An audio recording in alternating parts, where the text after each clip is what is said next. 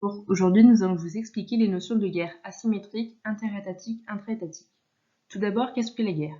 La guerre est un rapport conflictuel qui se règle par une lutte armée en vue de défendre un territoire, un droit ou de les conquérir ou de faire triompher une idée. Selon Clausewitz, la guerre n'est rien d'autre qu'un duel à une plus vaste échelle.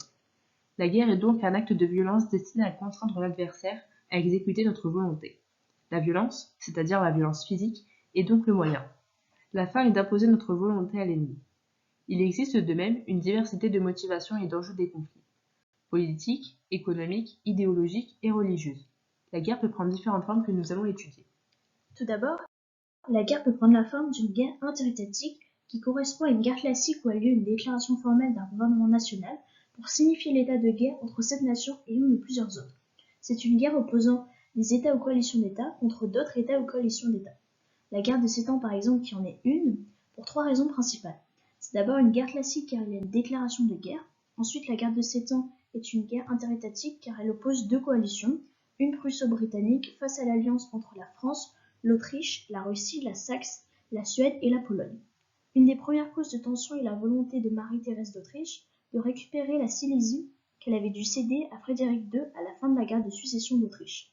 Mais des combats ont aussi lieu au Canada entre les Français et les Anglais pour récupérer les îles à sucre ou pour le contrôle des routes commerciales vers l'Inde.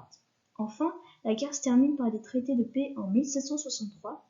Avec le traité de Paris, la France renonce à son premier empire colonial, notamment au Québec. Mais elle récupère ses îles sucrières.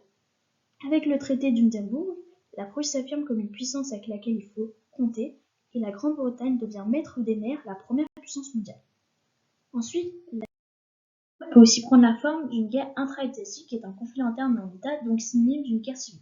Cela peut être des États contre des acteurs non conventionnels contestant l'autorité de l'État ou des acteurs non conventionnels contre d'autres acteurs non conventionnels. Prenons l'exemple de la guerre d'Espagne. À l'époque, il existait déjà des tensions politiques entre les conservateurs fascistes qui s'appuient sur l'armée et l'Église et le mouvement révolutionnaire communiste socialiste qui sont les ouvriers et les syndicats.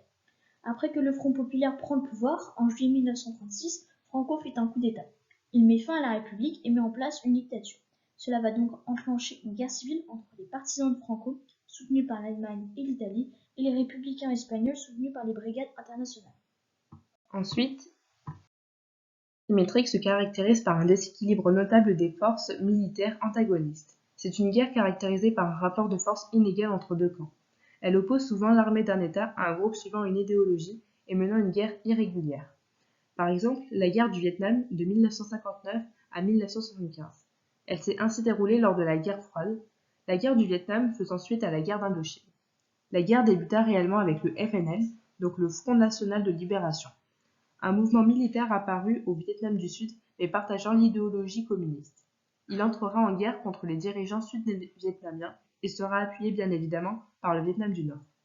Ils ont conduit au renversement du président du Vietnam, d'où l'intervention des USA en 1965. Les derniers commencèrent une série de bombardements du Vietnam du Nord dans l'objectif d'entraver la réunification des deux Vietnams et la montée du communisme. Les États-Unis sont aidés par leurs principaux alliés occidentaux et par certains pays asiatiques. Il s'agissait d'un conflit asymétrique opposant une superpuissance militaire à une guérilla communiste soutenue par la population locale. Confrontés à des tactiques de guérilla telles que les embuscades, les mines terrestres et les attaques surprises, les soldats américains ont été constamment pris au dépourvu. Le 29 mars 1973, les derniers soldats américains se retirent du Vietnam car les médias ont joué un rôle clé dans la diffusion de ces protestations et dans la remise en question de la légitimité de la guerre.